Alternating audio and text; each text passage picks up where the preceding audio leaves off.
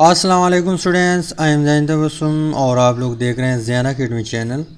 तो आज की इस वीडियो में हम बॉयज़ लॉ जो है इसका स्टेटमेंट देखेंगे। इसके अलावा इसका जो मैथमेटिकल फॉर्म है उसको भी डिस्कस करेंगे। इसके अलावा इसका जो ग्राफ बनता है इसके ऊपर भी बात होगी। कहने का मतलब ये है कि जो चीज़ आप लोगों के कोर्स में प्रेजेंट है इन सब के ऊपर बात हम करेंगे। तो हम स्टार्ट करते हैं इसकी स्टेटमेंट से। तो स्टेटमेंट इसका कुछ इस तरह है कि एट कांस्टेंट टेम्परेचर। यहाँ पे सबसे पहले हम इस तरह करते हैं कि एक कंटेनर उठाते हैं। क्या उठाते हैं? एक कंटेनर उठाते हैं। ये हमारे पास एक कंटेनर है। यहाँ पे इसके ऊपर मूवेबल पिस्टन है। क्या है? Movable piston. अब इस कंटेनर का जो टेम्परेचर है वो हम कांस्टेंट रखेंगे। कांस्टेंट से मुराद कि 25 आपने रखा तो यही 25 होगा, 30 रखा तो 30 मेंटेन होगा। तो यहाँ पे मान लो हम यहाँ पे टेम्परेचर रखते हैं 25 डिग्री सेल्सियस, राइट। इसके अलावा यहाँ पे टेम्परेचर हमने कांस्टेंट रखा तो वॉल्यूम क्या होगा? वॉल्यूम ऑफ ए फिक्स्ड मास। यहाँ पे जो गैस हम डालेंगे वो भी फिक्स्ड होगा, उसका मास फिक्स्ड होगा। जैसे मान लो आपने यहाँ पे 1 kg गैस डाला। यहाँ पे गैस के मॉलिक्यूल है। कितना मास है इसका? 1 kg है। 1 kg से आप चेंज नहीं करेंगे। 2 करेंगे तो तब किस्सा और होगा। 3 करेंगे तो कहानी कुछ अलग होगी। 4 करेंगे तो कहानी कुछ डिफरेंट होगी इससे। लेकिन हम यहाँ पे जो मास है मान लो हमने रखा 1 kg। कितना रखा? 1 फिक्स्ड है, यानी हम इसको चेंज नहीं करेंगे।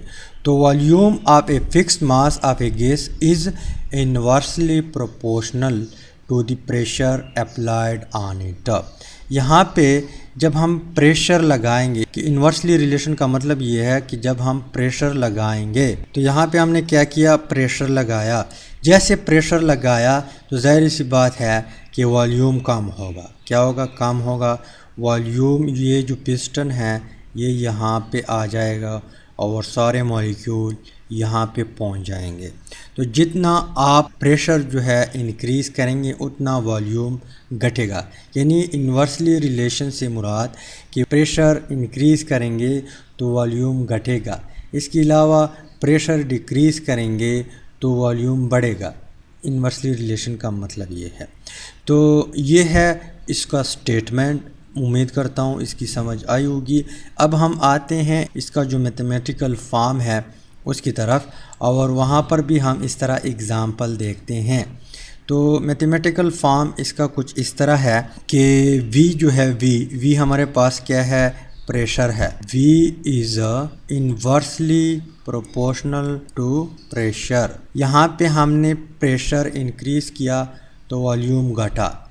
यहाँ पे जब हम प्रेशर डिक्रीज़ करते हैं तो वॉल्यूम इंक्रीज़ होगा। ये इसका मैथमेटिकल फॉर्म है। यहाँ फिर देख ले हमने क्या किया? प्रेशर इंक्रीज़ किया। प्रेशर इंक्रीज़ किया तो वॉल्यूम पे क्या असर पड़ा?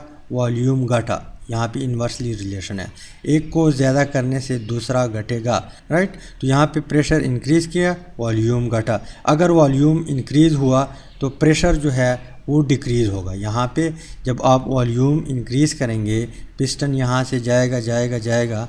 मान लो यहाँ पे 1 लीटर है, यहाँ पे ½ लीटर है। तो वॉल्यूम जब 1 लीटर पे जाएगा या 1 लीटर क्रॉस करेगा तो प्रेशर वहाँ पे कम होगा, राइट। अब प्रोपोर्शनलिटी ख़त्म करने के लिए बॉयज़ ने क्या किया? यहाँ पे एक कांस्टेंट लगाई। कांस्टेंट क्या है हमारे पास? के V इज़ इक्वल टू के 1/P, राइट। इसके अलावा यहाँ पे अगर हम इस साइड पे लाए तो यहाँ पे डिवीज़न में है, इस साइड पे लाएंगे तो मल्टीप्लाई हो जाएगा। तो हमारे पास बन जाएगा P इज़ इक्वल टू के हमारे पास क्या है? बॉयल्स कांस्टेंट है। क्या है? Boyle's constant. तो इस फार्मूले को आप लोगों ने लाजमी नोट करना है और इसको पकड़ना है, क्योंकि आगे इससे रिलेटेड न्यूमेरिकल आने वाले हैं। इसके अलावा एक दूसरा फार्मूला आप लोगों के कोर्स में प्रेजेंट है कि P1 V1 is equal to P2 V2। Formula किस तरह है आप लोग कोर्स में कहते हैं कि P1 V1 is equal to P2 V2। ये फार्मूला भी आप लोगों ने पकड़ना है, लेकिन पहले हम इसको जो है डिस्कस करते हैं ताकि आप लोगों को इसकी समझ आ जाए। P1 V1 ये इज इक्वल टू है P2 V2 की। कैसे, यहाँ पे हम प्रूफ करते हैं। हमारे पास एक कंटेनर है, ये कंटेनर है मान लो 4 dm क्यूब। कितना है? 4 dm क्यूब। यहाँ पे हमने पिस्टन लगाया हुआ है, मूवेबल पिस्टन है। यहाँ पे जो वॉल्यूम है वो कितना है? मान लो 4 dm क्यूब, राइट। इसके अलावा यहाँ पे जो हम प्रेशर लगाते हैं, प्रेशर ये इस टाइम हमारे पास है 1 atm। प्रेशर कितना है? प्रेशर यहाँ पे इस टाइम है 1 atm, राइट। यहाँ पे गैस मॉलिक्यूल पहले हम क्या करते हैं, शो करवाते हैं कि इसमें गैस के मॉलिक्यूल प्रेजेंट है। अब यहाँ पे ये क्या है? P1 है, ये हमारे पास P1 है। और ये जो है वॉल्यूम ये हमारे पास है V1, P1 V1 is equal to के भी आप लोग लिख सकते हैं। अब यहाँ पे ये मल्टीप्लिकेशन में यानी ये आप लोग जो है मल्टीप्लाई करें। प्रेशर कितना है? 1 atm है, 1 atm। वॉल्यूम कितना है? 4 dm क्यूब। अब यहाँ पे ये के की भी बराबर है, लेकिन के हम फ़िलहाल छोड़ते हैं। तो P1 V1 हमारे पास इसका जो आंसर आता है तो P1 V1 is equal to 4 atm dm cube. Value कितनी आती है? 4 atm dm क्यूब। अब हम क्या करते हैं, यहाँ पे प्रेशर इंक्रीज़ करते हैं। क्या करते हैं? प्रेशर इंक्रीज़ करते हैं। यहाँ पे मान लो वॉल्यूम कितना है? 2 dm क्यूब है। कितना है? 2 dm cube, right. Pressure increase करने से वॉल्यूम घटेगा कि नहीं? घटेगा, क्योंकि अभी हमने बॉयल्स लॉ डिस्कस किया, उसका स्टेटमेंट ये है कि जब प्रेशर इंक्रीज़ करेंगे तो वॉल्यूम घटेगा। तो यहाँ पे हम एक दूसरा कंटेनर उठाते हैं, यही कंटेनर है, लेकिन इससे अब कुछ इस तरह चीज़ बना कि यहाँ पे ये वही कंटेनर है, राइट। पिस्टन पहले यहाँ पे था, हमने प्रेशर लगाया तो पिस्टन गुम यहाँ पे आ गई, राइट। पहले 4 dm क्यूब पे था वॉल्यूम, अब 2 dm क्यूब पे है। पहले प्रेशर कितना था? पहले प्रेशर था 1 atm। अब प्रेशर हमने इंक्रीज़ किया, प्रेशर किया 2 atm, 2, राइट। इसके अलावा गैस की जो मॉलिक्यूल है वो थोड़े करीब आ जाएंगे, क्योंकि प्रेशर इंक्रीज़ करने से इसकी इस बीच जो स्पेस है वो थोड़ा कम हो जाएगा और मॉलिक्यूल यहाँ पे थोड़े करीब आ जाएंगे। तो प्रेशर इंक्रीज़ किया, वॉल्यूम घटा। तो अब हम क्या करते हैं, यहाँ पे इसको P2 मानते हैं। ये हमारे पास क्या है? P2। ये दूसरा बीकर है और ये हमारे पास जो वॉल्यूम है वो V2 है। तो P2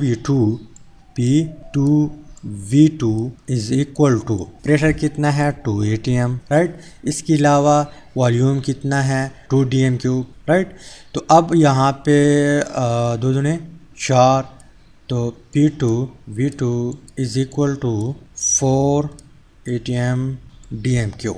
तो यहाँ पे आप लोग देख ले वैल्यू सेम आ रही हैं। क्या आ रही है? Value same. यहाँ पे 4 atm dm क्यूब है, इसके अलावा यहाँ पर भी 4 atm dm क्यूब है।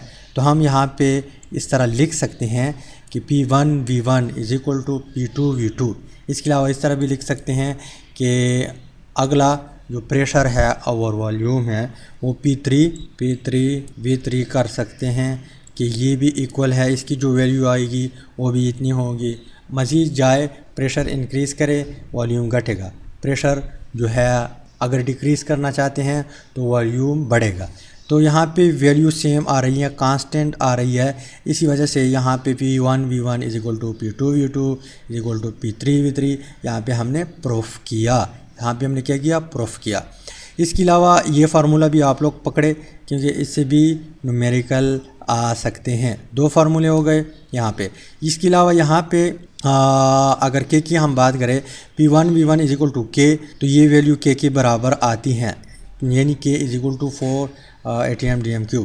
इसके अलावा P2 V2 is equal to के, वो भी के बराबर आएगा। तो इसका यहाँ पर भी के की वैल्यू सेम, यानी के हमारे पास क्या है, बॉयल्स कांस्टेंट है। के क्या है, बॉयल्स कांस्टेंट। इसके अलावा इसका जो ग्राफ है उसकी तरफ आते हैं। तो लेकिन पहले जो ग्राफ हम बना रहे हैं, ये कौन सा ग्राफ है, isothermal graph. Iso means same, thermal means temperature, कि टेम्परेचर क्या होगा, सेम होगा। ग्राफ जो है ये मैं पहले बाद में प्रूफ करवाता हूँ, लेकिन पहले आप लोग ग्राफ को समझ ले।